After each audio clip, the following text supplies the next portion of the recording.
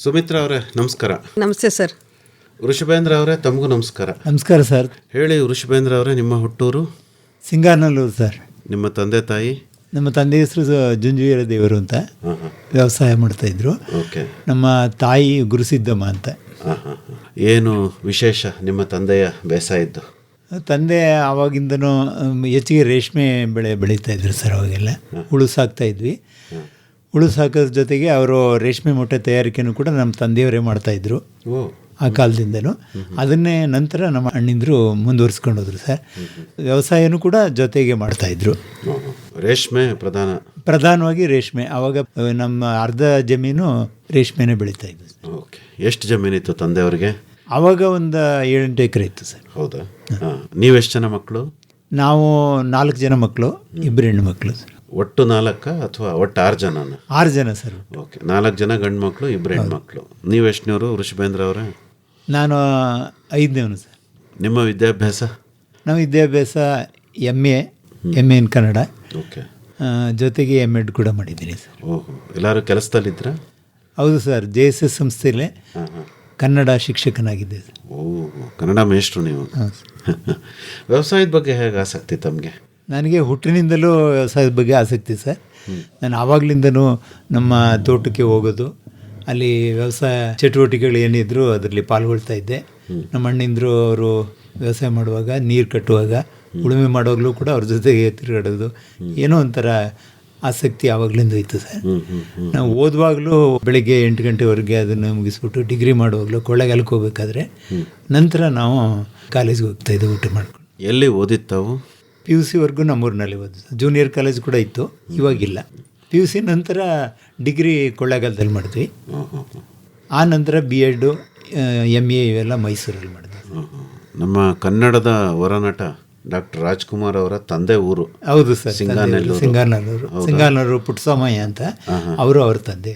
ನಿಮ್ಮ ತಂದೆಯವ್ರಿಗೆ ಅವ್ರಿಗೆ ಎಲ್ಲ ಒಂದು ಸ್ವಲ್ಪ ಪರಿಚಯ ಗೊತ್ತಿದೆ. ರಾಜ್ಕುಮಾರ್ ಕೂಡ ಬರ್ತಾ ಇದ್ರು, ಬಂದಾಗಲೆಲ್ಲ ಇವ್ರು ಭೇಟಿ ಮಾಡಿದ್ದಾರೆ. ಓಕೆ. ನೀವು ನೋಡ್ತಾ ಇದ್ರ ಅವ್ರನ್ನ ಚಿಕ್ಕ ವಯಸ್ಸಲ್ಲಿ?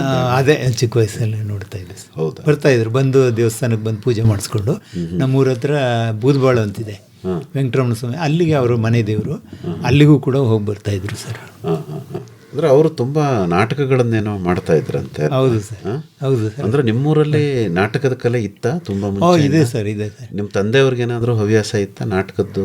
ಹವ್ಯಾಸ ಅಂದರೆ ಅದೇ, ಅವರೇನು ಮಾಡ್ತಾ ಇರಲಿಲ್ಲ. ಅವ್ರ ಜೊತೆಲಿ ಪುಟ್ಟಸ್ವಾಮಿಗೌಡ ಅಂತ ಇದ್ದರು, ಅವರು ತುಂಬ ಚೆನ್ನಾಗಿ ಇವ್ರಿಗೆ ಸ್ನೇಹಿತರು, ಸುಮಾರು ಜನ ಇದ್ದರು, ಅದರಲ್ಲಿ ಅವರೊಬ್ಬರು. ಮತ್ತು ಅಲ್ಲಿ ಕುಂಬಾರ ಬೀದಿ ಅವರು ನಾಟಕ ಮಾಡ್ತಾಯಿದ್ರು ಸರ್, ವೆಂಕಟರಮಣ ಅಂತಂದ್ಬಿಟ್ಟು. ಅವರು ನಾಟಕ ಮಾಡುವಾಗ ಇವರೆಲ್ಲ ಕೂತ್ಕೊಂಡು ನೋಡೋದು, ಅವರಿಗೆಲ್ಲ ಉತ್ತೇಜನ ಕೊಡ್ತಾಯಿದ್ರು ಸರ್. ನೀವು ನಿಮ್ಮ ಚಿಕ್ಕ ವಯಸ್ಸಿನಲ್ಲಿ ನಾಟಕಗಳನ್ನೆಲ್ಲ ನೋಡಿದ್ದೆ ಏನಾದರೂ ಇದೆಯಾ? ನೋಡಿದ್ದೀವಿ ಸರ್ ನಾಟಕಗಳು. ಬಯಲಾಟ ಎಲ್ಲ ಮಾಡ್ತಾಯಿದ್ರು. ಸುಧನ್ಮನ ಕಾಳಗ ಅಂತಂದ್ಬಿಟ್ಟು ಒಂದು ಮಾಡಿದ್ದು ನೆನಪಿದೆ ಸರ್, ನಮ್ಮ ಊರಲ್ಲೇ ಮಾಡ್ತಾಯಿದ್ರು. ಹೌದು. ಹೌದು ಸರ್. ನಿಮಗೇನು ನಾಟಕ ಅಷ್ಟೊಂದು ಆಕರ್ಷಣೆ ಆಗಲಿಲ್ವಾ? ಆಕರ್ಷಣೆ ನೋಡೋದಷ್ಟೇ ಆಕರ್ಷಣೆ ಸರ್, ಅದರಲ್ಲಿ ಆಸಕ್ತಿ ಇತ್ತು. ನಾವು ಪಾಲ್ಗೊಳ್ಳೋಕ್ಕೆ ನಮ್ಗೆ ಒಂದು ಸಾರಿ ಮಾತ್ರ ನಮ್ಮ ಹೈಸ್ಕೂಲ್ ಓದ್ತಾ ಇರುವಾಗ 1-2 ಸಾರಿ ಅವಕಾಶ, ಸಣ್ಣ ಪುಟ್ಟ ಪಾತ್ರ ಮಾಡಿದ್ದೆ ಸರ್. ಓ, ಪರವಾಗಿಲ್ಲ. ಈಗ ತಾವು ಶಿಕ್ಷಕರಾದ್ರಿ, ಆಗ ಜಮೀನನ್ನ ರೂಢಿಸಿದ್ರ ಅಥವಾ ನಿವೃತ್ತರಾದ ಮೇಲೆ ವ್ಯವಸಾಯದ ಕಡೆ ಬಂದಿದ್ದ ತಾವು? ಅದಕ್ಕೆ ಮುಂಚೆ ಹೋಗ್ತಾ ಇದ್ದೆ ಸರ್. ಹಾಗಾಗಿ ನಮ್ಮ ಅಣ್ಣಂದ್ರು ಇದ್ದರು ಊರಿನಲ್ಲಿ, ಅವರು ನೋಡ್ಕೊಳ್ತಾ ಇದ್ರು. ನಂತರ ನಾವು ಮದುವೆ ಆದ ನಂತರ ನಮಗೆ ಪ್ರತ್ಯೇಕವಾಗಿ ಕೊಟ್ಟರು. ಆಗ ಹಲವು ವರ್ಷಗಳು ನಮ್ಮ ಚಿಕ್ಕಪ್ಪಾಜಿ ಮಗ ಇದ್ದ, ಅವನಿಗೇನು ಉದ್ಯೋಗ ಇರಲಿಲ್ಲ, ಅದರಿಂದ ಅವ್ರಿಗೆ ಜಮೀನನ್ನು ಕೊಟ್ಟು ಮಾಡ್ಕೊಳ್ಳೋಕೆ ಹೇಳಿದ್ದೆ. ಆನಂತರ ಅವರು ಮಾಡಲಿಲ್ಲ, ಬಿಟ್ಬಿಟ್ಟು ಬೆಂಗಳೂರು ಹೊರಟೋದ್ರು. ನಂತರ ಅಷ್ಟಕ್ಕೆ ನಂದು ರಿಟೈರ್ಡ್ ಸಮೀಪಿಸ್ತಾ ಇತ್ತು. ರಿಟೈರ್ಡ್ ಆದಮೇಲೆ ಪೂರ್ಣ ಪ್ರಮಾಣದಲ್ಲಿ ಅಲ್ಲಿ ತೊಡಗಿಸ್ಕೊಂಡು ಒಂದು ವ್ಯವಸ್ಥಿತವಾಗಿ ಮಾಡ್ತಾಯಿದ್ದೆ. ಜಮೀನು ಎಷ್ಟಿದೆ ವೃಷಭೇಂದ್ರ ಅವರೇ ತಮಗೆ? 4 ಎಕರೆ ಇದೆ ಸರ್. 4 ಎಕರೆ. ಏನೇನು ಬೆಳೆ ಇದೆ? ಇವಾಗ 2.5 ಎಕರೆ ತೆಂಗು ಹಾಕಿದ್ದೀವಿ ಸರ್. ಇನ್ನು 1.5 ಎಕರೆ ಕಬ್ಬು ಬೆಳೀತಾ ಇದ್ದೀವಿ, ಚೆನ್ನಾಗಿ ಬರ್ತಾ ಇದ್ದೀವಿ. 3.5 ಎಕರೆ ಆಯಿತು. ಇನ್ನು ಅರ್ಧ ಎಕರೆ ಏನು ಮಾಡ್ತೀರಿ? 2.5 ಎಕರೆ, 2.5 ಅದು 1.5. ಓಕೆ. 2.5 ಎಕರೆ ತೆಂಗು. ಓಕೆ. ಎರಡೇ ಬೆಳೆನಾ, ಇನ್ಯಾವ ಬೆಳೆನೂ ಇಲ್ವಾ? ತೆಂಗು ಒಳಗಡೆ ಬೇರೆದನ್ನು ಬೆಳೀತಾ ಇದ್ವಿ, ಜೋಳ ಬೆಳೀತಾ ಇದ್ವಿ, ಉದ್ದು ಅಲಸಂದೆ ಹಾಕಿದ್ವಿ ಒಂದು ಸಾರಿ. ನಂತರ ಬೇರೆ ಸಣ್ಣ ಪುಟ್ಟ ಬೆಳೆಗಳು, ಮತ್ತು ಒಂದು ಸ್ವಲ್ಪ ಭಾಗ ಹಣ್ಣು ಹಂಪಲು, ಇವಕ್ಕೆ ತರಕಾರಿ. ಸುಮಿತ್ರಾ ಅವರೇ, ನಿಮ್ಮ ಹುಟ್ಟೂರು ಯಾವುದು ತಾಯಿ? ಸರ್ ಟಿ ನರಸೀಪುರದ ಪಕ್ಕ ಬೆನೆಕನಹಳ್ಳಿ. ಹೇಳಿ, ನಿಮ್ಮ ತಂದೆ ತಾಯಿ ಏನು ಮಾಡ್ತಿದ್ರು? ನಮ್ಮ ತಂದೆ ಬಿಸ್ನೆಸ್ಸು ಸರ್. ರೇಷ್ಮೆ. ಅವರೇ ಸ್ವಂತ ಗ್ರೇನೇಜ್ ಇಟ್ಕೊಂಡಿದ್ರು. ಹೌದಾ? ಓ, ಏನು ಹೆಸರು ನಿಮ್ಮ ತಂದೆದು? ಬಿ ವಿ ಬಸವಣ್ಣ ಅಂತ. ಹೌದಾ? ತಾಯಿ ಏನು ಮಾಡೋರು? ತಾಯಿ ರೇವಮ್ಮ ಅಂತ. ಅವರು ಮನೆಯಲ್ಲೇ ಇದ್ದರು. ಅವರು ಹಸುಗಿಸು ಎಲ್ಲ ನೋಡ್ಕೊತಾ ಇದ್ರು ಊರಲ್ಲಿ. ಟಿ ನರಸೀಪುರಕ್ಕೆ ಬಂದಮೇಲೆ ಮಾಮೂಲಿ ಗ್ರೇನೇಜ್ ಅಪ್ಪಾಜಿ ನೋಡ್ಕೊತಾ ಇದ್ರು. ಹಂಗಾಗಿ. ನೀವೆಷ್ಟು ಜನ ಮಕ್ಕಳು ಸುಮಿತ್ರಾ ಅವರೇ? ನಾವು ಇಬ್ಬರು ಸರ್, ನಾನು ಮತ್ತು ನನ್ನ ತಂಗಿ. ಹೌದಾ? ಇಬ್ಬರು ಹೆಣ್ಮಕ್ಳು? ಇಬ್ಬರು ಹೆಣ್ಮಕ್ಳು. ನಿಮ್ಮ ವಿದ್ಯಾಭ್ಯಾಸ ಎಲ್ಲ? ನಾವು ವಿದ್ಯಾಭ್ಯಾಸ ಎಲ್ಲ ಊರಲ್ಲಿರುವಾಗ ಬೆನಿಕನಹಳ್ಳಿಲೇ ಓದಿದ್ದು. ಮತ್ತು ಹೈಸ್ಕೂಲು ಟಿ ನರಸೀಪುರ ವಿದ್ಯೋದಯದಲ್ಲೂ ಓದಿದ್ದು. ಆಮೇಲೆ ಓದಲಿಲ್ವಾ? ಇಲ್ಲ ಸರ್, ಅವಾಗೆಲ್ಲ SLCಗೆ ಬಿಡಿಸ್ಬಿಡೋದು. ಅಷ್ಟೆಲ್ಲ ಮದುವೆ ಮಾಡಿಬಿಟ್ರು. ಹಾಗಾಗಿ. ನಿಮಗೆ ಓದಬೇಕು ಅನ್ನೋ ಆಸೆ ಇತ್ತೆ? ಇತ್ತು ಸರ್, ಆದರೆ ಆವಾಗ ಭಯ ಜಾಸ್ತಿ ಇತ್ತು. ಅದರಿಂದ ನಾವು ಮತ್ತೆ ಏನು ತಂದೆಗಿಂದ ಮಾಡಲಿಲ್ಲ. ಓಕೆ. ಜಮೀನಿತ್ತ ತಂದೆಯವ್ರಿಗೆ? ಇತ್ತು ಸರ್. ಇವಾಗಲೂ ಇದೆ ಜಮೀನು. ಚಿಕ್ಕಪ್ಪದಿರೆಲ್ಲ ಮಾಡ್ತಾ ಇದ್ದಾರೆ, ಭತ್ತ ಬೆಳೀತಾರೆ. ತಂದೆ ಏನು ಬೆಳೀತಾ ಇದ್ರು? ತಂದೆ ಭತ್ತ. ನಮ್ಮ ಕಡೆ ಎಲ್ಲ ಭತ್ತನೇ ಜಾಸ್ತಿ. ಈಗ ಅದೆಲ್ಲ ಸುಗನ್ರಾಜು ಎಲ್ಲ ಬೆಳೀತಾರೆ. ಹೌದಾ? ನೀವು SLCವರೆಗೆ ಓದಿದ್ರಲ್ಲಮ್ಮ? ಹೌದು ಸರ್. ಓದೋ ಸಂದರ್ಭದಲ್ಲಿ ಜಮೀನಿಗೆ ಹೋಗೋದು, ವ್ಯವಸಾಯದ ಕೆಲಸದಲ್ಲಿ ಏನಾದರೂ ಸಹಕರಿಸೋದು, ಇಲ್ಲ ಮನೆಯಲ್ಲಿ ತಾಯಿಗೆ ಹಸು ಏನಾದ್ರು ಇಟ್ಟಿದ್ರೆ ಅದರಲ್ಲಿ ಕೆಲಸ ಮಾಡೋದು, ಆ ಥರದ್ದೇನು ಮಾಡ್ತಿರ್ಲಿಲ್ವಾ? ಅಂದರೆ ಮಾಡ್ತಿದ್ರು ಸರ್. ನಾವು ಸಣ್ಣ ವಯಸ್ಸಲ್ಲಿರುವಾಗ ನಮ್ಮ ಕಡೆ ಹುಳ, ಅದೇ ರೇಷ್ಮೆ ಹುಳು ಮಾಡುವಾಗ ಆವಾಗ ತೋಟಕ್ಕೆಲ್ಲ ಕರ್ಕೊಂಡು ಹೋಗೋರು, ಸೊಪ್ಪೆಲ್ಲ ತೊಗೊಂಬರೋಕ್ಕೆ. ಆ ಸಣ್ಣ ವಯಸ್ಸಲ್ಲಿ ಸರ್. ಮತ್ತೆ ದೊಡ್ಡವರಾದ್ಮೇಲೆ ಮನೆ ಬಿಟ್ಟು ಆಚೆ ಕಳಿಸ್ತಿರ್ಲಿಲ್ಲ. ಹಂಗಾಗಿ. ಅಂದರೆ ತಂದೆ ಹಿಪ್ನೇರಳೆ ಸೊಪ್ಪು ಬೆಳೆಯೋರು?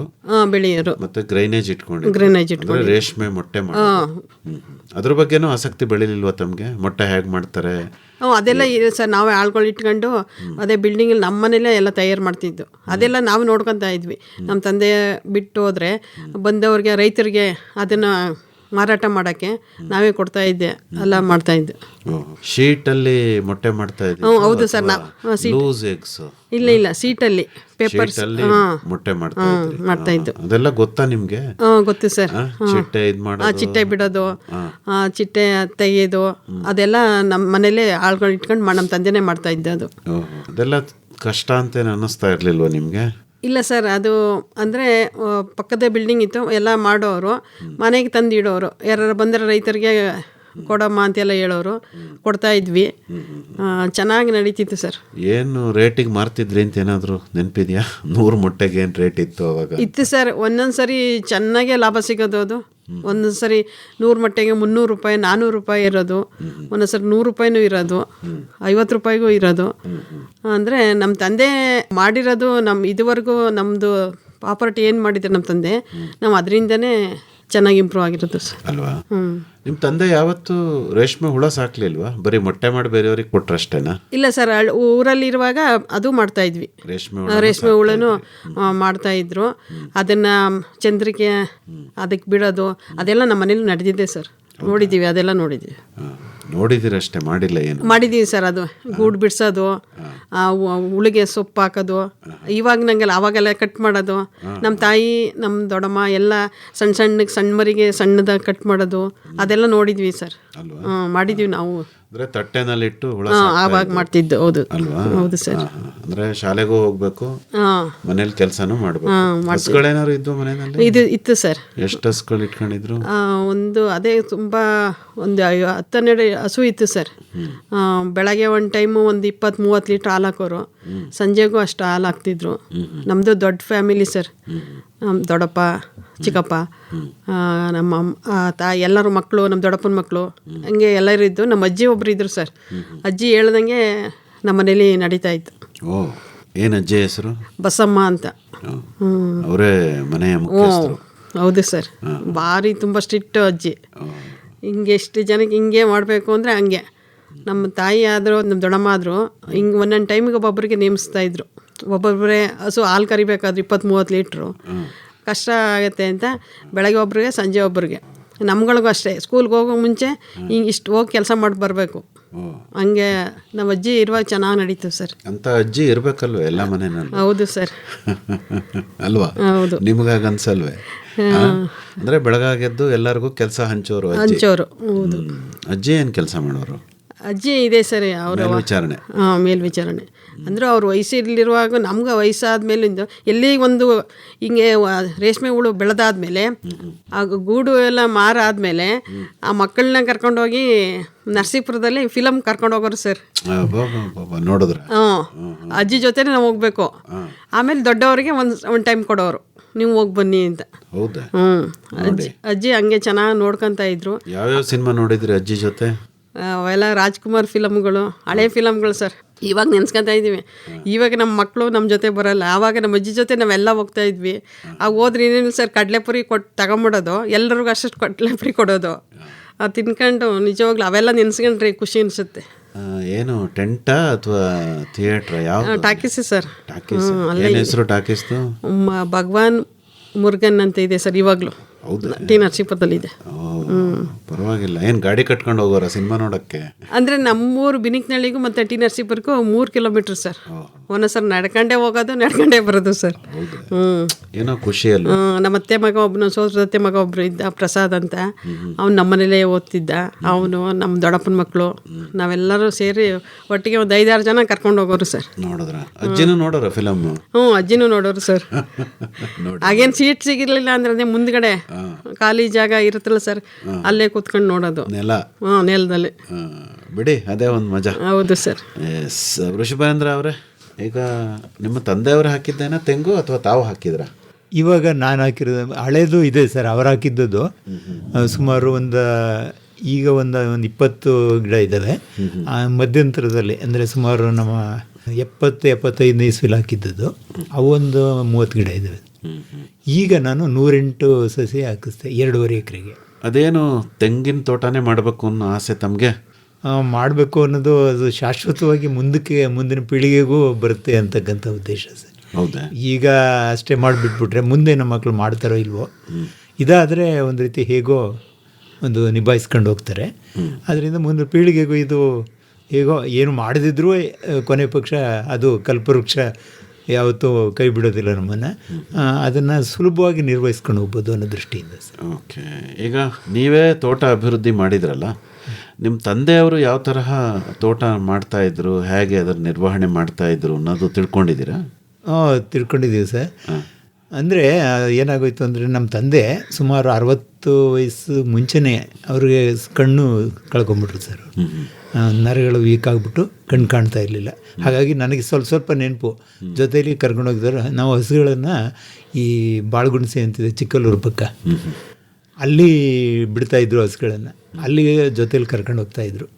ಅದೇ ರೀತಿ ಅವರು ತೋಟಕ್ಕೆ ಹೋಗ್ಬೇಕಾದ್ರೂ ನನ್ನ ಚಿಕ್ಕವನಲ್ವ, ಅದರಿಂದ ನನ್ನನ್ನು ಕರ್ಕೊಂಡು ಹೋಗ್ತಾಯಿದ್ರು. ಆವಾಗ ಅವ್ರ ಜೊತೆಲೆಲ್ಲ ಹೋಗ್ತಾಯಿದ್ದೆ. ಅಂದರೆ ಅದಕ್ಕಿಂತ ಹೆಚ್ಚಿಗೆ ಅದೇ ಒಂದು ರೇಷ್ಮೆ ಹುಳು ಸಾಕೋದು, ಒಂದಷ್ಟು ಸೊಪ್ಪು ಕಿತ್ಕೊಂಬರುವಾಗ ಕರ್ಕೊಂಡು ಹೋಗ್ತಾಯಿದ್ರು. ಅಷ್ಟು ಅನುಭವ ಇದೆ ಸರ್. ಅದಕ್ಕಿಂತ ಹೆಚ್ಚು ಅನಂತರ ಅವರು ಒಂದೇ ಕಡೆ ಕೂತ್ಕೊಂಡ್ಬಿಡ್ತಾಯಿದ್ರು. ಈಗ ತಾವು ತೋಟ ಅಭಿವೃದ್ಧಿ ಮಾಡಿದ್ರಲ್ಲ, ಎಲ್ಲಿಂದ ಬಿತ್ತನೆ ಕಾಯಿ ತಂದ್ರಿ ಅಥವಾ ಸಸಿ ಎಲ್ಲಿಂದ ತೊಗೊಂಬಂದ್ರಿ? ಸಸಿಗಳು ಇಲ್ಲಿ ನಮ್ಮ ಮೈಸೂರು ಹತ್ರ ಆಯ್ರಳ್ಳಿ ಅಂತ ಇದೆ. ಅದೇ ಆಯ್ರಳ್ಳಿ ಗುರುಸ್ವಾಮಿಯವ್ರ ತೋಟನೇ. ಅವ್ರ ತೋಟದಲ್ಲೇ ನಮ್ಮ ಸಡುಕರಿದ್ರು, ಅಲ್ಲಿ ಆಯ್ರಳ್ಳಿಯವರು. ಅವರು ಇಲ್ಲೇ ಚೆನ್ನಾಗಿದೆ ತಗೊಂಡೋಗಿ ಅಂತ ಹೇಳಿದ್ರು. ಸಸಿ ತಗೊಂಡೋಗಿ. ಓಕೆ. ಯಾವ ಥರ ಆಯ್ಕೆ ಮಾಡ್ಕೊಂಡ್ರಿ ಸಸಿನ? ಸರ್ ನಮಗೆ ಅಷ್ಟು ಇದಾಗಲಿಲ್ಲ. ನಾನು ಅವರು ಸ್ವಲ್ಪ ದೊಡ್ಡದಾಗಿರೋ ತಗೊಳ್ಳಿ, ಇದು ಬೇಡ ಅಂತಿದ್ರು. ಇಲ್ಲ ದೊಡ್ಡದು ಚಿಕ್ಕದಾದರೂ ಚೆನ್ನಾಗಿದ್ದರೆ ಅಂದ್ಬಿಟ್ಟು ಸ್ವಲ್ಪ ಆಯ್ಕೆ ಮಾಡಿಕೊಂಡೆ. ಬಟ್ ಅವರು ಆ ಥರ ಆಯ್ಕೆ ಮಾಡ್ಕೊಳ್ಳೋಕೆ ಬಿಡ್ತಾ ಇರಲಿಲ್ಲ. ಒಂದು ಕಡೆಯಿಂದ ತಗೊಂಡು ಹೋಗ್ಬೇಕು ಅಂದ್ಬಿಟ್ಟು ಕಿತ್ಕೊಡ್ತಾಯಿದ್ರು ಸರ್. ಓಕೆ. ಈಗ ನಿಮ್ಮ ಜಮೀನಲ್ಲಿ ಯಾವ ತರಹ ನಾಟಿ ಮಾಡ್ಕೊಂಡ್ರಿ? ಏನು ಅಂತರದಲ್ಲಿ ತೆಂಗು ಹಾಕ್ಕೊಂಡಿದ್ದೀರಿ? ಗಿಡದಿಂದ ಗಿಡ, ಸಾಲಿನ ಸಾಲು? ಗಿಡದಿಂದ ಗಿಡ, ಸಾಲಿನ ಸಾಲಿಗೆ 30 ಅಡಿ. 30 ಅಡಿ ಚೌಕ ಹಾಕಿ. ಗುಂಡಿ ಎಷ್ಟು ಅಡಿ? ಗುಂಡಿ 3 ಅಡಿಗೆ ತೋಡಿಸ್ತೀವಿ ಸರ್. 3 ಅಡಿಗೆ ತೋಡಿಸಿ ಒಂದಷ್ಟು ಉಗ್ನಿದು ಮತ್ತು ಎಕ್ಕದ್ದು ಇದೆಲ್ಲ ಹಾಕಿ, ಆಮೇಲೆ ಬೇವಿನ ಹಿಂಡಿ ಸ್ವಲ್ಪ ಹಾಕಿದ್ವಿ.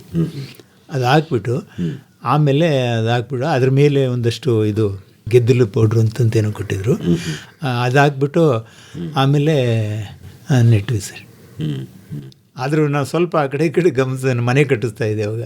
ಆ ಟೈಮ್ಲಿ ನಾನು ಹೇಳಿದ್ದಂಥವ್ರು ಸ್ವಲ್ಪ ಮೇಲ್ಮೇಲೆ ಹಾಕ್ಬಿಟ್ಟಿದ್ದಾರೆ ಸರ್. ಹೌದಾ? ಈ ಗಾಳಿ ಬಂದಾಗ ಏನಾಗೋಯ್ತು, ಅದು ಒಂದು 3 ವರ್ಷದ ಗಿಡದಲ್ಲಿ ಎಲ್ಲ ಹೊರಗ್ಬಿಟ್ಟಿತ್ತು. ಒಂದು 20-30 ಹೊರಗ್ಬಿಟ್ಟಿದೆ ಸರ್. ಆಮೇಲೆ ಅವನ್ನೆಲ್ಲ ನಿಲ್ಲಿಸ್ವಿ. ಇವಾಗೆಲ್ಲ ಚೆನ್ನಾಗಿದೆ ಸರ್. ಹೌದಾ? ಎಷ್ಟು ವರ್ಷ ಆಗಿದೆ ನೀವು ತೆಂಗು ಹಾಕಿ? 5 ವರ್ಷ ತುಂಬ 6ನೇ ವರ್ಷ ನಡೀತಾ ಇದೆ. 6ನೇ ವರ್ಷ. ಓಕೆ. ಯಾವ ತರಹ ನಿರ್ವಹಣೆ ಮಾಡ್ತೀರಿ ತೋಟನ? ಏನು ಗೊಬ್ಬರ ಹಾಕ್ತೀರಿ? ಎಷ್ಟು ಸರಿ ಉಳುಮೆ ಮಾಡ್ತೀರಿ? ಹೇಗೆ ಹೇಳಿ. ಅದು ಅದ್ರ ಜೊತೆಲಿ ಜೋಳ ಹಾಕ್ತಾ ಇದ್ವಿ. ಸಾಮಾನ್ಯ ಅದು ಜೋಳನೇ ಜಾಸ್ತಿ. ಒಂದು ಸರಿ ಮಾತ್ರ. ಜೋಳ ಅಂದರೆ ಯಾವುದು? ಮುಸ್ಕಿನ ಜೋಳ? ಮೆಕ್ಕೆಜೋಳ. ಮುಸ್ಕಿನ ಜೋಳ. ಅದು ಹಾಕುವಾಗ ಅದು 3 ಅಡಿಗೆ ಒಂದು ಸಾಲು ಬರ್ತಾಯಿತ್ತು. ನಾವು ಅದು ಮಿಕ್ಕದ್ದೆಲ್ಲ ಇದು ತೆಂಗಿನ ಮರಕ್ಕೂ ಕೂಡ ಅಲ್ಲಿ 2 ಪೈಪ್ ಬಿಡ್ತಾ ಇದ್ವಿ ಜಾಸ್ತಿ. ಅದಕ್ಕಾಗಿ ಗೊಬ್ಬರನೇ ಇದಕ್ಕೂ ಆಗ್ತಾಯಿತ್ತು. ಬಹುಶಃ ಒಂದು 2-3 ವರ್ಷ ನಾವು ಅಷ್ಟೇನು ಅದಕ್ಕೆ ಪೋಷಣೆ ಮಾಡಲಿಲ್ಲ, ಅಲ್ಲೇ ಬೆಳೆ ಬೆಳೀತಿದ್ವಲ್ಲ ಅದು.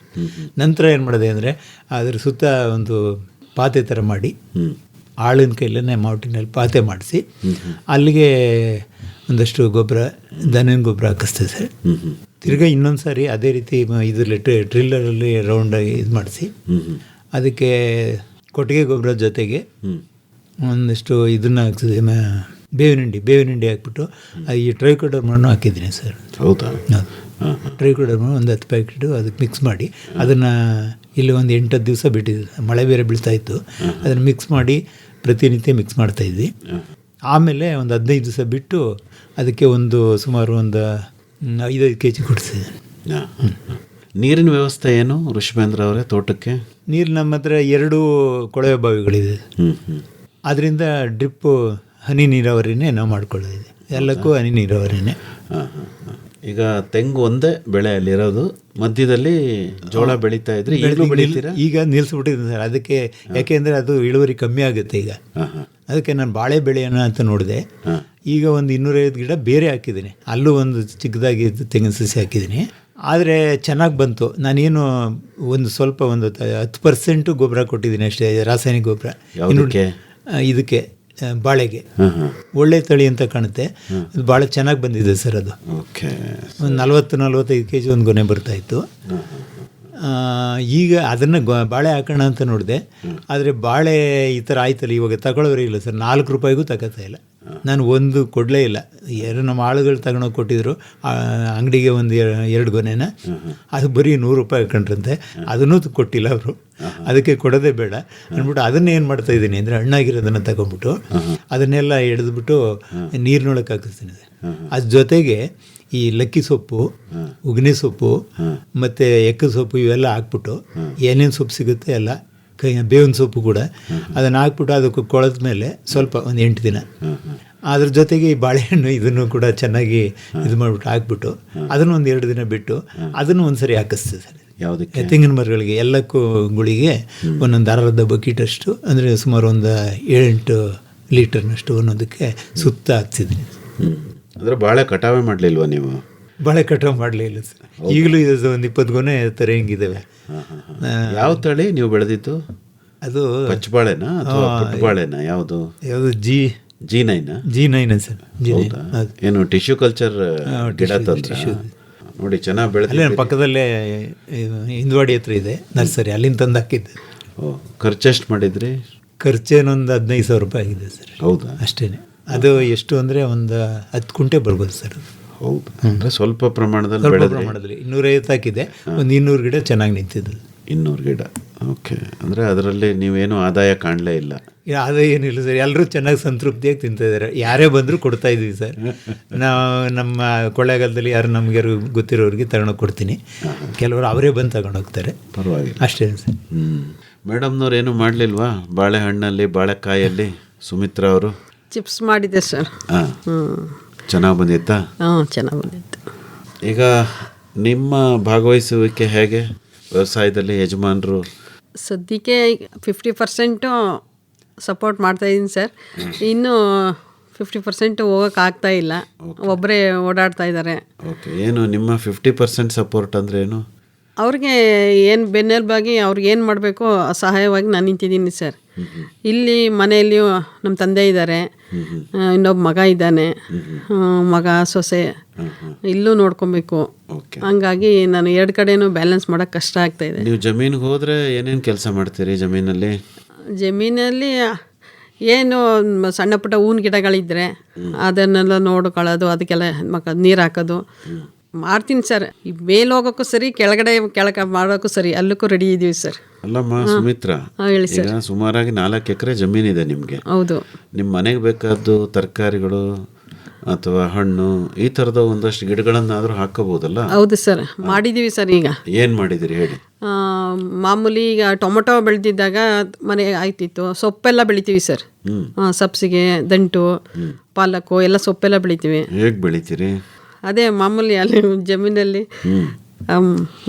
ಆಗ ಮಣ್ಣೆಲ್ಲ ವ್ಯವಸಾಯ ಮಾಡಿ ಅಲ್ಲಿಗೆ ಬೀಜಗಳೆಲ್ಲ ತಗೊಂಡೋಗಿ ಹಾಕಿ ಚೆನ್ನಾಗಿ ಬಂದಿದೆ ಸರ್. ನೀವು ಮಾಡೋದು ಅಥವಾ ನಿಮ್ಮ ಯಜಮಾನ್ರ ಕೈಲಿ ಮಾಡಿಸ್ತೀರೋ ಅಥವಾ ಅಲ್ಲಿ ಜಮೀನಲ್ಲಿರೋ ಕೆಲಸದವ್ರಿಗೆ ಹೇಳ್ಬಿಡ್ತೀರಾ? ಇಲ್ಲ ಸರ್, ನಮ್ಮ ಮನೆಯವರೇ ಮಾಡೋದು, ಅವ್ರ ಜೊತೆಗೆ ನಾವು ಮಾಡಿದ್ದೀವಿ ಸರ್. ಹೌದು.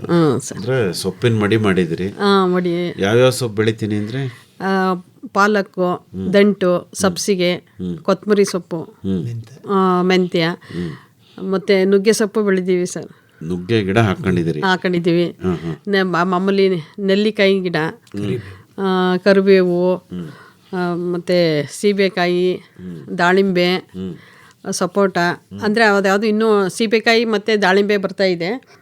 ಇನ್ನೂ ಬೇರೆ ಹಣ್ಣುಗಳದ್ದು ಅಷ್ಟು ಬಂದಿಲ್ಲ ಸರ್. ನೆಕ್ಸ್ಟ್ ನೇರಳೆ ಬರ್ಬೋದು. ಏನೇನು ಗಿಡ ಬಿಟ್ಟಿದ್ದಾರೆ ಹೇಳ್ಬಿಡಿ ವೃಷಭೇಂದ್ರ ಅವರೇ. ನಿಮ್ಮ ಜಮೀನಲ್ಲಿ ಏನೇನು ಗಿಡ ಬೆಳೆಸಿದಿರಿ? ಸರ್, ಈಗ ನಾನು ಹಾಕಿದ ತಕ್ಷಣ ತೆಂಗು ಸಸಿ ಹಾಕಿದ ಒಂದು ತಿಂಗಳು ಕಳೆದು ಒಂದು ಇದು ಮಹಾಗನಿ ಹಾಕಿದ್ದೀನಿ ಸರ್. ಮಹಾಗನಿ ಸುಮಾರು ಒಂದು 360 ಗಿಡಗಳು. ನಮ್ಮಲ್ಲಿ ಗುಂಡಲ್ ಜಲಾಶಯ ಅಂತಿದೆ, ಅದು ಪಕ್ಕದಲ್ಲಿ ಒಬ್ಬರು ನರ್ಸರಿ ಮಾಡಿದರು, ಡಿಪಾರ್ಟ್ಮೆಂಟ್ಲಿ ಇರೋರೆ. ಮಹಾಗನಿ ಯಾತಕ್ಕೆ ಹಾಕಿದ್ರಿ? ಏನು ವಿಶೇಷ ಮಹಾಗನಿದು? ಮಹಾಗನಿ ನಮ್ಮ ಸ್ನೇಹಿತರು ಹೇಳಿದ್ರು ಸರ್. ಅದಕ್ಕೆ ಮುಂಚೆ ನನಗೆ ಅದು ಹಿಡಿಯಲಿಲ್ಲ, ಆಗ್ಬೋದು ಅಂತ. ಆಮೇಲೆ ನಾನು ಹೆಸರು ಕೇಳಿದ್ದೆ, ನಾವು ಓದುವಂಥ ಜಿಯೋಗ್ರಫಿ ನಮ್ಮ ಸಬ್ಜೆಕ್ಟ್ ಅದರಿಂದ ಅದು ಗೊತ್ತಿತ್ತು. ಮಹಾಗನಿ ಉಷ್ಣವಲಯದ ಒಂದು ಸದಾ ಹಸಿರಾಗಿರ್ತಕ್ಕಂಥ ಕಾಡುಗಳಲ್ಲಿ ಒಂದು ಬಹಳ ಪ್ರಮುಖವಾದದ್ದು, ಒಳ್ಳೆ ಮರವನ್ನು ಕೊಡುತ್ತೆ, ಅದರಿಂದ ಫಲದಾಯಕವಾಗಿದೆ ಅಂತ. ಸರಿ, ಅದಕ್ಕೆ ನಾನು ಇಷ್ಟಪಟ್ಟು ಸುಮಾರು ಒಂದು ಬದುನಲ್ಲಿ ಸುತ್ತ ಬೇಲಿ ನಾನು ಫೆನ್ಸಿಂಗ್ ಹಾಕ್ಬಿಟ್ಟಿದ್ದೀನಿ ಸರ್, ಚೈನ್ ಫೆನ್ಸಿಂಗು. ಅದರಿಂದ ಸುತ್ತ 1-2 ಅಡಿ ಬಿಟ್ಟು ಒಳಗಡೆ ಹಾಕಿದ್ದೀವಿ. ಜೊತೆಗೆ ನಾವು ಗೇಟಿಂದ ನಮ್ಮ ಮನೆಗೆ ಬರೋ ಅಷ್ಟು ಒಂದು ಸ್ವಲ್ಪ ದಾರಿ ಇದೆ, ಒಂದು 200 ಮೀಟ್ರ್ ಅಷ್ಟು.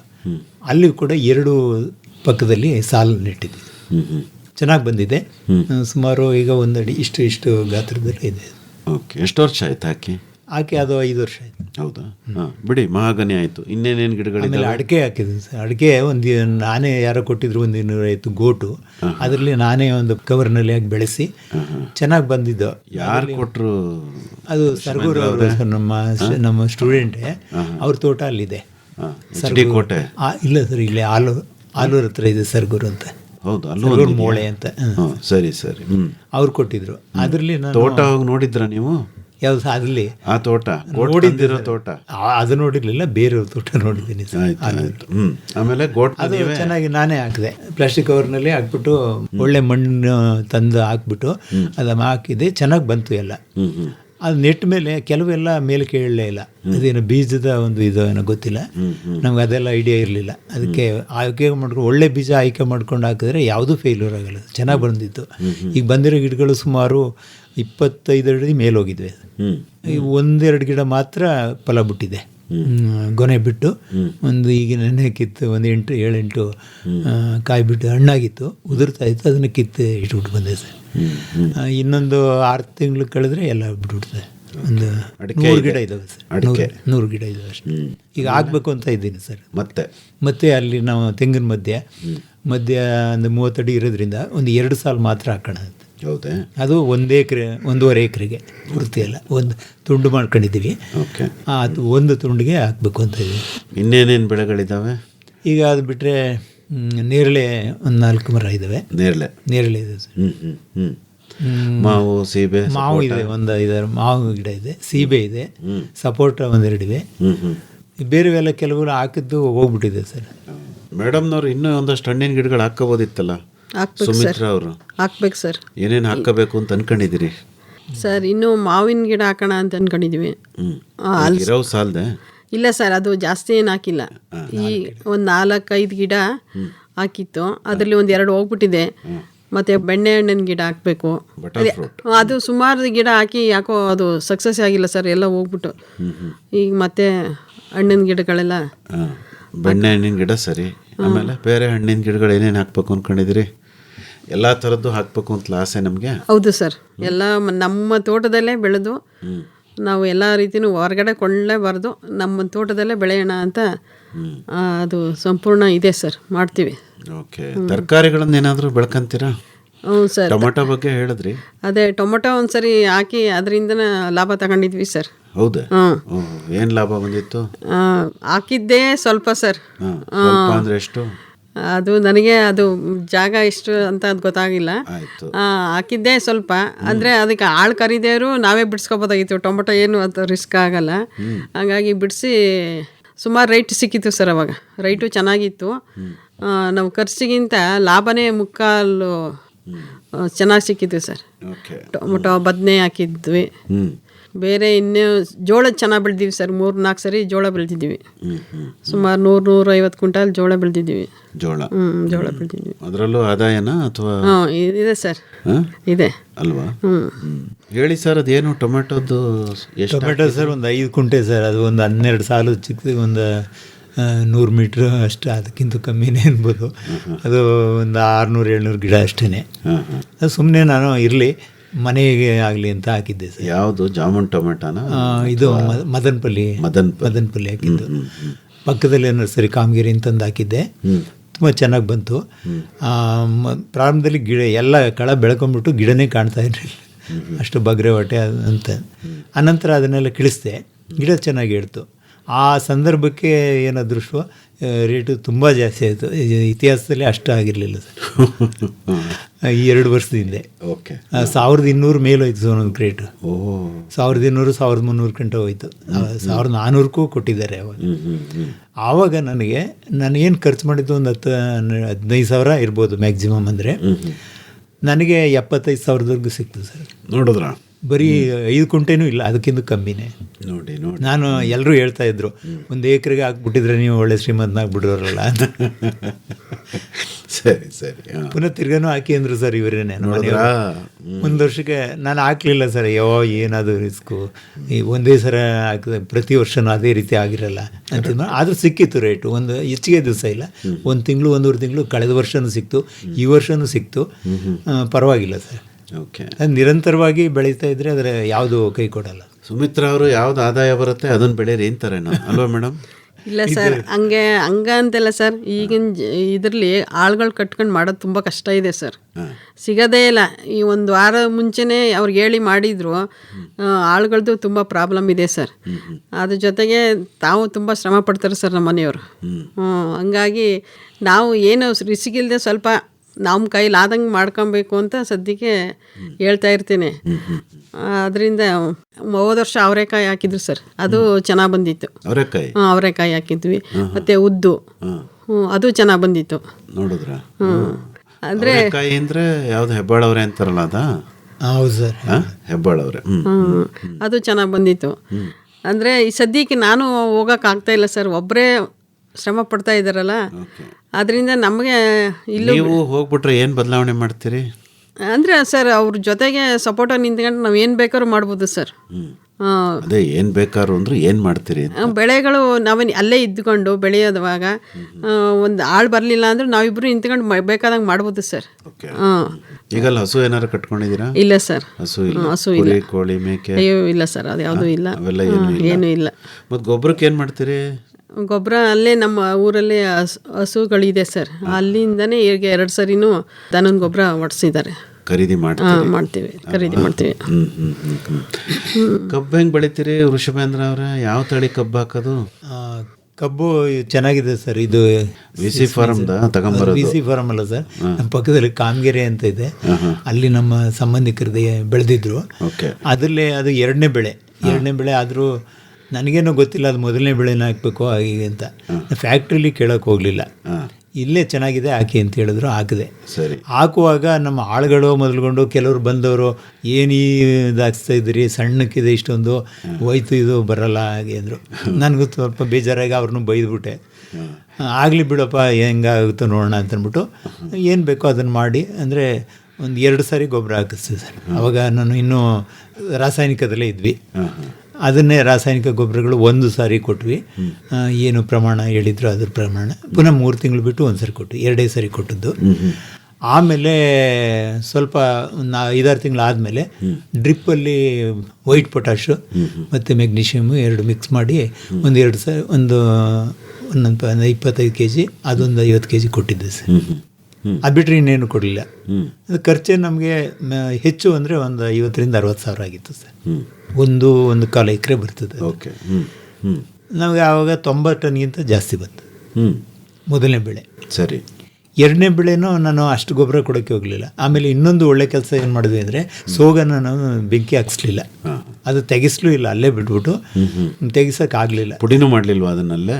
ಪುಡಿ ಮಾಡೋಕ್ಕೆ ಆಗಲ್ಲ ಅಂದ್ಬಿಟ್ರು ಸರ್. ಟ್ರೇಲರ್ನವ್ರಿಗೆ ಹೇಳಿದ್ವಿ, ಇಲ್ಲ ನುಗ್ಗೋದಿಲ್ಲ, ಆಗಲ್ಲ ಅಂದ್ಬಿಟ್ರು. ಸರಿ. ಅಂದರೆ ತರಗನ್ ಹಾಗೆ ಬಿಟ್ಬಿಟ್ಟೆ. ಹಾಗೆ ಬಿಟ್ಬಿಟ್ಟು ಈ ಸೂಪರ್ ಅಂತ ಒಂದಿದೆ, ಅದನ್ನು ಹಾಕಿದ ಮೇಲೆ ಸ್ವಲ್ಪ ಇದಾಯಿತು, ಅದು ಒಂದು ರೀತಿ ಸಡ್ಲಾಗಿ ಪುಡಿಯಾಗಿ ಅಲ್ಲೇ ಸೇರ್ಕೊಂಡ್ಬಿಡ್ತದೆ. ಈಗ ಎರಡನೇ ಬೆಳೆ ತರಿದಾಗ ಅದು ಗೊತ್ತಾಯಿತು. ನಾನು ಕೆದಕ್ಕೆ ನೋಡಿದೆ, ಅಲ್ಲೆಲ್ಲ ಒಂದು ರೀತಿ ಗೊಬ್ಬರ ಥರ ಆಗ್ಬಿಟ್ಟಿತ್ತು ಅದು ಎಲ್ಲ. ಈ ಎರಡನೇ ಬೆಳೆ ನಾವು ಇದಕ್ಕೆ ಹಾಕಿದ್ಮೇಲೆ ಅವ್ರು ನಮಗೆ VC ಫಾರ್ಮ್ಗೆ ಹೋಗಿದ್ದೆ ಸರ್ ನಾನು, ಕೃಷಿ ಮೇಳದಲ್ಲಿ. ಅಲ್ಲಿ ತಜ್ಞರು ಹೇಳಿದ ಪ್ರಕಾರ ಅವರು 2 ಸಾಲನ್ನು ತೆಗೆದು 1 ಸಾಲಿಗೆ ಹಾಕಿಸ್ಬಿಡಿ ಅಂತ ಹೇಳಿದರು. ಆದರೆ ಆ ಪ್ರಯತ್ನ ಮಾಡಿದ ಆಗಲಿಲ್ಲ. 1-2 ಸಾಲು ಮಾಡಿ ನೋಡಿದೆ, ಆಗಲೇ ಇಲ್ಲ, ತುಂಬ ಮುಚ್ಕೊಂಡ್ಬಿಡೋದು ಅದು ಗಿಡಗಳೇ, ಮತ್ತೆ ಅದ್ರ ಮೇಲೆ ಬಿದ್ಕೊಂಡ್ಬಿಡೋದು ಗಾಳಿ. ಬೇಡ ಅಂತ ಹೇಳ್ಬಿಟ್ಟು ಹಾಗಾಗಿ ಬಿಡಿಸ್ಬಿಟ್ಟು ಗಿಡಗಳ ಹತ್ರ ಮಾತ್ರ ಆ ಕಡೆ ಈ ಕಡೆ ತಳಿಸ್ತೀವಿ. ಆಮೇಲೆ ನಮ್ಮ ಪ್ರಗತಿಪರ ರೈತರು ನಿಮ್ಮಲ್ಲಿ ಇಲ್ಲಿ ಬಂದು ಇಲ್ಲೇವರು ಸರ್, ಮಂಡ್ಯ ಕೊಪ್ಪದವರು ಹತ್ತಿರದವರು, ಅವರು ಶಿವರಾಮಯ್ಯ ಅಂತಂತೇಳಿ ಮತ್ತು ಪ್ರಭುಲಿಂಗ ಅಂತ ನೀವು ಗೊತ್ತಿರಬೇಕು. ಅವರು ನನಗೆ ಕೆಲವು ಸಲಹೆಗಳು ಕೊಟ್ಟರು. ಏನೇನು ಕೊಟ್ಟರು ಅವರು? ಸೂಪರು ಮತ್ತು ಇದು ಅಮೋನಿಯಂ ಸಲ್ಫೇಟ್ ಹಾಕಿ ಫಸ್ಟ್ ಅಂತ ಹೇಳಿದ್ರು. ಹೆಚ್ಚಿಗೆ ಬೇಡಿ, ಒಂದೊಂದೇ ಮೂಟ ಕೊಡಿ, ಒಂದು ಅರ್ಧ ಮೂಟ ಯೂರಿಯಾ ಕೊಡಿ ಅಂದರು. ನಾನು ಅಷ್ಟೇ ಕೊಟ್ಟೆ. ಪುನಃ ತಿರ್ಗನು ಇನ್ನೊಂದು ಸಾರಿ ಅದು ಪೊಟ್ಯಾಶು, ಒಂದು ಸೂಪರು ಮತ್ತು ಇದನ್ನು ಕೊಟ್ಟರೆ ಕಾಂಪ್ಲೆಕ್ಸು, ಮೂರೇನು ಅದು 3 ಸೇರಿಸಿ ಕೊಟ್ಟೆ. 1.5 ತಿಂಗಳು ಕಳೆದ ಮೇಲೆ ಪುನಃ ತಿರ್ಗ ಈಗ ಒಂದು 2 ಟೈಮು ಎಗೇನ್ ಇದನ್ನೇ ಮಾಡ್ತಾಯಿದ್ದೀನಿ. ಅದು ವೈಟ್ ಪೊಟ್ಯಾಶು, ಅದ್ರ ಜೊತೆಗೆ ಮೆಗ್ನೀಷಿಯಮ್ಮು, ಸ್ವಲ್ಪ ಯೂರಿಯಾ ಮಿಕ್ಸ್ ಮಾಡಿ ಡ್ರಿಪ್ಪಲ್ಲಿ ಕೊಡ್ತಾಯಿದ್ದೀನಿ. ಮಾರದಲ್ಲಿ ಚೆನ್ನಾಗಿ ಬಂದಿದೆ ಕಬ್ಬು. ಮಾರದಲ್ಲಿ ಕಬ್ಬು ನಾವು ಫ್ಯಾಕ್ಟ್ರಿಗೆ ಕೊಡ್ತಾಯಿದ್ವಿ ಸರ್. ಅವರು 11 ತಿಂಗಳು ಆಗಿತ್ತು, 12 ತಿಂಗಳು ಆಗಿತ್ತು, ಡೇಟ್ ಕೊಟ್ಟಿದ್ರು, ಅದು ಆಗಸ್ಟ್ 15 ತರಿಬೇಕು ಅಂತ. ಬರಲಿಲ್ಲ ಸರ್, 15 ದಿವಸ ಆದರೂ ಬರಲಿಲ್ಲ. ಆಮೇಲೆ ಏನು ಮಾಡ್ಬಿಟ್ಟು ನಾವು ಅಲ್ಲೇ ಕೊಪ್ಪ ಕೊಡಿತಾಯಿದ್ರು. ನಮ್ಮ ಪಕ್ಕದಲ್ಲಿ ಹಿಂದುವಾಡಿ ಅಂತಿದೆ, ಅಲ್ಲಿ ಅವರು ಒಂದು ಟೀಮ್ ಮಾಡ್ಕೊಂಡು ಇದು ಮಾಡಿದ್ರು, ಒಟ್ಟಿಗೆ ತೊಗೊಂಡ್ಬಿಡ್ತಾರೆ. ನಾವು 2,100 ರೂಪಾಯಿಗೆ ಕೇಳಿದ್ರು ಕೊಟ್ಟಿದ್ದೆ. ಹೌದಾ? ಈ ಸರಿನೂ ಎರಡನೇ ಬೆಳೆನೂ ಹಾಗೆ ಮಾಡಿದೆ. 2,100 ರೂಪಾಯಿ. ಚೆನ್ನಾಗಿ ಬಂದಿದೆ ಬೆಳೆ? ಚೆನ್ನಾಗಿ ಬಂದಿದೆ. ಹೌದಾ? ಈಗಂತೂ ಇನ್ನೂ ಚೆನ್ನಾಗಿ ಬರ್ತಾಯಿದೆ. ಈಗ ಅವ್ರ ಸಲಹೆ ತಗೊಂಡ್ಮೇಲೆ, ಪ್ರಭುಲಿಂಗ ಅವ್ರ ಸಲಹೆ ತಗೊಂಡ್ಮೇಲೆ ಚೆನ್ನಾಗಿ ಬರ್ತಾಯಿದೆ. ಅಂದರೆ ಈಗ ತಾವು ಕಬ್ಬು ಮಾತ್ರ ರಾಸಾಯನಿಕದಲ್ಲಿ ಬೆಳಿತಿರೋದ ಅಥವಾ ಇಡೀ ತೋಟಕ್ಕೂ ರಾಸಾಯನಿಕ ಗೊಬ್ಬರ ಹಾಕ್ತೀರಾ? ಬೇರೆ ತೆಂಗಿಗೆ ಒಂಚೂರು ರಾಸಾಯನಿಕ ಆಗ್ತಾ ಇಲ್ಲ ಸರ್. ಇವನ್ ಉಪ್ಪನ್ನು ಕೂಡ ಹಾಕಿ ಅಂತ ಹೇಳಿದ್ರು, ಅಡುಗೆ ಉಪ್ಪನ್ನು, ಅದನ್ನು ಕೂಡ ಹಾಕಿಲ್ಲ ನಾನು. ಸಾಧ್ಯವಾದಷ್ಟು ಬೇವಿನ ಹಿಂಡಿ ಹಾಕ್ತಾ ಇದ್ದೀನಿ. ಮತ್ತು ದನಿನ ಗೊಬ್ಬರ, ಕೊಟ್ಟಿಗೆ ಗೊಬ್ಬರ ತಗೊಂಡಿದ್ವಿ ಸರ್, ಅದನ್ನು ಇದು ಮಾಡ್ತಾಯಿದ್ದೆ. ಸಾಧ್ಯವಾದಷ್ಟು ನಾನು ಪಕ್ಕದಲ್ಲಿ ಹಸಿರಲ್ಲಿ ಗೊಬ್ಬರ ಎಲ್ಲ ಸಿಗುತ್ತೆ ಸರ್, ಎಲ್ಲ ಉಗಿರಿದು ಏಕದಿಲ್ಲ ಅವನ್ನೆಲ್ಲ ಕೇಳಿದು ಒಂದು ಕಡೆ ಇದು ಮಾಡ್ತಾಯಿದ್ದೀನಿ. ಯಾರು ಸುಮಿತ್ರಾ ಅವ್ರ ಆಸೆನಾ ರಾಸಾಯನಿಕ ಬಳಸಬಾರ್ದು ಹೆಚ್ಚು ಅಂತ? ಏನು ಮೇಡಮ್? ಹೌದು ಸರ್. ಹೌದು. ನೀವು ಬೆಳೆಯೋದು ಮತ್ತು ನೀವು ಬಳಕೆ ಮಾಡೋದು ರಾಸಾಯನಿಕ ರಹಿತವಾಗಿರಬೇಕು, ಬೆಳೆನೂ ಕೂಡ ಹಾಗೆ ಇರಬೇಕು ತೋಟದಲ್ಲಿ ಅಂತ. ಹೌದಾ? ನಿಮ್ಮ ಇಷ್ಟವಾ ಅದು? ಹೌದು ಸರ್. ನನಗಿಂತ ನಮ್ಮ ಮನೆಯವ್ರಿಗೆ ಅದು ಜಾಸ್ತಿ. ಹೌದಾ? ಈಗ ಮುಂದೆ ಇನ್ನೂ ಏನೇನು ಬದಲಾವಣೆಗಳನ್ನು ಮಾಡಬೇಕು ಅನ್ಕೋತೀರಿ? ನೆಕ್ಸ್ಟು ಸಿರಿಧಾನ್ಯಗಳು ಬೆಳಿಬೇಕು ಅಂತ ಇದೆ ಸರ್. ಯಾಕೆ ಸಿರಿಧಾನ್ಯಗಳು? ಯಾಕೆ ಸಿರಿಧಾನ್ಯಗಳು ಅಂದರೆ ಅದರಿಂದ ಆರೋಗ್ಯನೂ ಚೆನ್ನಾಗಿರುತ್ತೆ, ಮನೆ ಬಳಕೆನೂ ಆಗಲಿ, ಹೊರ್ಗಡೆಗೂ ಮಾಡೋಣ ಅನ್ನೋದು ಐಡಿಯಾ ಇದೆ ಸರ್. ಓಕೆ. ನಿಮಗೆ ಇನ್ನೂ ಏನೇನು ಆಸೆಗಳಿದ್ದಾವೆ ವೃಷಭೇಂದ್ರ ಅವರೇ? ಸರ್ ನಂಗೆ ಭಾಳ ಇದೆ ಸರ್. ಇನ್ನೂ ಈಗಾಗಲೇ ಒಂದು 40 ಭಾಗ ನನ್ನ ಒಂದು ಆಕಾಂಕ್ಷೆ ಈಡೇರಿದೆ. ಅದು ಇನ್ನೂ ಪೂರ್ತಿ ಆಗಲಿಲ್ವಲ್ಲ, ಒಂದು ಅಸಮಾಧಾನ ಅನ್ಕೊಂಡು. ಏನು ಮಾಡಬೇಕು ಅಂದ್ಕೊಂಡಿದ್ದೀನಿ ಅಂದರೆ ಎಲ್ಲ ತೋಟದ ಪೂರ್ತಿ ಯಾವುದು ವಿಶೇಷವಾಗಿ ಇಲ್ಲಿ ನಮ್ಮ ಕಡೆ ಯಾರು ಹಣ್ಣಿನ ಗಿಡಗಳು ಹೆಚ್ಚಿಗೆ ಹಾಕಿಲ್ಲ, ಅದರಿಂದ ಎಲ್ಲ ರೀತಿಯ ಹಣ್ಣುಗಳನ್ನು ಬೆಳಿಬೇಕು ಅಂತಕ್ಕಂಥದ್ದು. ಕೋಕೋ ಮೊದಲುಗೊಂಡು ಕೋಕೋ ಮತ್ತು ಏಲಕ್ಕಿ ಈ ಥರದವು ಕೂಡ ಬರ್ತಾಯಿದೆ. 1-2 ಏಲಕ್ಕಿ ಗಿಡ ಹಾಕಿದ್ದೀನಿ ಸರ್, 1-2 ಚೆನ್ನಾಗಿ ಬಂದಿದೆ. ಅದನ್ನು ನೋಡ್ಬಿಟ್ಟು ನಾನು ಏಲಕ್ಕಿನೂ ಬೆಳಿಬೋದು, ಸಾಂಬಾರು ಪದಾರ್ಥಗಳನ್ನು ಬೆಳಿಬೋದು. ನಾವು ಸುತ್ತೂರು KVKಯಲ್ಲಿ ಶಿಬಿರ ಇಟ್ಟಿದ್ರು ಸರ್, ಅದು ತಾವು ಬಂದಿದ್ರಿ. ಅಲ್ಲೂ ಕೂಡ ನನಗೆ ಒಂದು ಸ್ವಲ್ಪ ಇನ್ಸ್ಪಿರೇಷನ್ ಆಯಿತು. ಅವನ್ನೆಲ್ಲ ಬೆಳಿಬೇಕು ಅಂತ ಇದ್ವಿ ಸರ್. ಅದಕ್ಕೆ ಕೆಲವು ವ್ಯವಸ್ಥೆಗಳು ಇನ್ನು ಮಾಡ್ಕೊಳ್ತಾ ಇದ್ದೀನಿ ಸರ್, ಯೋಜನೆಗಳಿದೆ. ಈಗ ಕಬ್ಬನ್ನು ತರದ ಮೇಲೆ 3 ವರ್ಷ ಆಗಿರುತ್ತೆ, ನಂತರ ಆದರೆ ನೋಡ್ತೀನಿ ಬಿಡ್ತೀನಿ, ಇಲ್ಲಾಂದರೆ ಅದನ್ನು ಉಳಿಸ್ಬಿಟ್ಟು ಅಲ್ಲಿ ಕೂಡ ಈ ಸಿರಿಧಾನ್ಯಗಳನ್ನು ಒಂದಷ್ಟು ಪ್ರಯೋಗ ಮಾಡೋಣ ಅಂತ. ವ್ಯವಸಾಯ ಲಾಭದಾಯಕ ಆಗಿದೆಯಾ ತಮಗೆ? ಖಂಡಿತವಾಗೂ ಆಗಿದೆ ಸರ್. ಹೌದಾ? ಎಲ್ಲ ಹೇಳ್ತಾರೆ ಕಷ್ಟ ಅಂತಾರೆ, ಅದು ಕಷ್ಟ, ಖಂಡಿತ ಕಷ್ಟಪಡಲೇಬೇಕು. ಆದರೆ ನನಗೆ ಇವ್ರು ಹೇಳ್ದಂಗೆ ಜೊತೆಯಲ್ಲಿ ನನಗೆ ಇನ್ನೊಬ್ಬರು ಸಹಕಾರ ಕೊಡೋರಿದ್ದರೆ ನನಗೆ ಕಷ್ಟ ಅನ್ನಿಸ್ತಾನೆ ಇರಲಿಲ್ಲ. ಯಾಕಂದರೆ ನಾನೇ ಊಟ ತಿಂಡಿನೂ ಎಲ್ಲ ಪ್ರಿಪ್ರೇಷನ್ ಮಾಡ್ಕೋಬೇಕು ಅಲ್ಲಿ.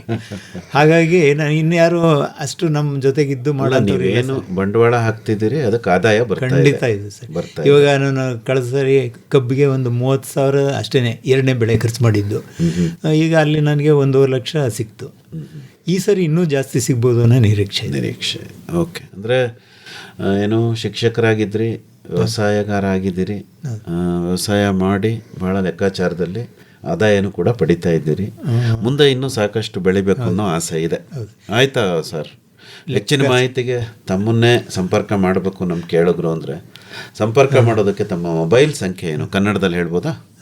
ಇನ್ನೊಂದು ಮಾತು ಸರ್, ನಮಗೆ ಭಾಳಷ್ಟು ಜನ ಇವಾಗ ನಮಗೆ ಸಾವಯವ ಇದು ಮಾಡಬೇಕು ಅನ್ನೋದು ನನ್ನ ಭಾಳ ಆಸೆ ಸರ್. ಅದನ್ನು ಪೂರ್ಣ ಪ್ರಮಾಣದಲ್ಲಿ ಮಾಡ್ಕೋಬೇಕು ಅನ್ನೋದು ನಮ್ಮ ಜನಕ್ಕೂ ನಾನು ಒಂದು ಸಲಹೆ ನಮ್ಮ ರೈತ ಬಂಧುಗಳಿಗೆ ಹೇಳೋದೇನಪ್ಪ ಅಂತಂತಂದರೆ, ಈಗ ಎಲ್ಲರೂ ನಮ್ಮಲ್ಲಿ ಒಂದು ಒಕ್ಕೂಟ ಇಲ್ಲ. ಒಬ್ಬರು ಪರಸ್ಪರ ಸಹಕಾರ ಆಗಬೇಕು. ಸಹಕಾರದಿಂದ ಯಾವ ಬೆಳೆ ಬೆಳಿಬೇಕು, ಯಾವಾಗ ಎಷ್ಟು ಬೆಳಿಬೇಕು ಅಂತಕ್ಕಂಥ ಒಂದು ಆಲೋಚನೆ ಮಾಡಿ ಈ ಒಂದು ಯೋಜನೆ ಹಾಕೊಂಡು ಮಾಡಿದ್ರೆ ಹೆಚ್ಚು ಫಲಕಾರಿಯಾಗುತ್ತೆ, ಯಾರೂ ನಷ್ಟ ಅನುಭವಿಸೋದಿಲ್ಲ. ಬಾನುಲಿ ಕೃಷಿ ಬೆಳಗು. ಮೈಸೂರು ಆಕಾಶವಾಣಿಯ ಕೃಷಿರಂಗ ಕಿಸಾನ್ ವಾಣಿ ವಿಭಾಗದ ಹೆಮ್ಮೆಯ ಕಾರ್ಯಕ್ರಮ ಜನವರಿ 6ನೇ ತಾರೀಖು ಮಂಗಳವಾರ ಬೆಳಿಗ್ಗೆ 10 ಗಂಟೆಗೆ ಮಂಡ್ಯ ತಾಲೂಕು ಕೀಲಾರ ಗ್ರಾಮದ MTN ಕುಮಾರ್ ಹಾಗೂ HS ಮುಕ್ತಾ ದಂಪತಿಗಳ ಮುಕ್ತಾ ನೇಚರ್ ಆರ್ಚರ್ಡ್ನಲ್ಲಿ. ನಾನು HS ಮುಕ್ತಾ. ನಾನು MTN ಕುಮಾರ್. ನಮ್ಮ ಜಮೀನಿನಲ್ಲಿ ಬಾನುಲಿ ಕೃಷಿ ಬೆಳಗು ಕಾರ್ಯಕ್ರಮವನ್ನ ಮಾಡ್ತಾ ಇದೀವಿ. ಎಲ್ಲರೂ ಬನ್ನಿ. ಶಾರದಮ್ಮನವರೇ, ಸರಸಮ್ಮನವರೇ, ಸರೋಜಮ್ಮನ್ ತಾಯಿಯವರೇ ಆಶೀರ್ವಾದ ಮಾಡಿ ಬರ್ಬೇಕ್ರಮ್ಮ. ಸುಂದ್ರಮ್ನವರೇ, ಚಂದ್ರಮ್ನವರೇ, ಫಾತಿಮಾ ಬೇಗಮ್ಮನವರೇ, ಖಾತ್ರಿಯಿಂದ ನೀವು ಬರ್ಬೇಕ್ರಮ್ಮ. ಈ ಬಾರಿಯ ಅತಿಥಿ ಸೌರಶಕ್ತಿ ತಜ್ಞ ತಂತ್ರಜ್ಞಾನಿ JV ಹರ್ಷ. ಬನ್ನಿ ಜಾಣರೇ, ನಾವು ಹಾಡುವ ವನ್ಯ ಗೀತೆಗೆ ತಾಳ ಹಾಕುವ. ಕೃಷಿ ತಾಂತ್ರಿಕತೆ ಹಾಗೂ ಮೌಲ್ಯವರ್ಧನೆ ಕುರಿತ ನಿಖರ ಮಾಹಿತಿ, ಸೌರಶಕ್ತಿ ಕೃಷಿ ಉಪಕರಣಗಳ ಪ್ರಾತ್ಯಕ್ಷಿಕ ತರಬೇತಿ, ಕೃಷಿ ರತ್ನ ಪ್ರಶಸ್ತಿ ಪ್ರದಾನ ಈ ಬಾರಿಯ ವಿಶೇಷ. ರಂಗಣ್ಣೋರೇ, ಲಿಂಗಣ್ಣೋರೇ, ಚಿಕ್ಕಣ್ಣೋರೇ, ದೊಡ್ಡಣ್ಣೋರೇ, ಲಕ್ಷ ಬಿಟ್ಟು ಬರ್ಬೇಕ್ರಣ್ಣ. ಕಮಲಮ್ನವರೇ, ವಿಮಲಮ್ನವರೇ, ಅಂಬುಜಾಕ್ಷಿ ತಾಯಿಯವರೇ ಆಶೀರ್ವಾದ ಮಾಡಿ ಬರ್ಬೇಕ್ರಮ್ಮ. ಬನ್ನಿ, ಭಾಗವಹಿಸಿ. ಮಂಡ್ಯ ತಾಲೂಕು ಕೀಲಾರ ಗ್ರಾಮದ ಮುಕ್ತಾ ನೇಚರ್ ಆರ್ಚರ್ಡ್ನಲ್ಲಿ ಜನವರಿ 6ರಂದು ಮಂಗಳವಾರ ನಿಮಗಾಗಿ ನಡೆಯಲಿದೆ ನಮ್ಮ ಕಾರ್ಯಕ್ರಮ ಬಾನುಲಿ ಕೃಷಿ ಬೆಳಗು.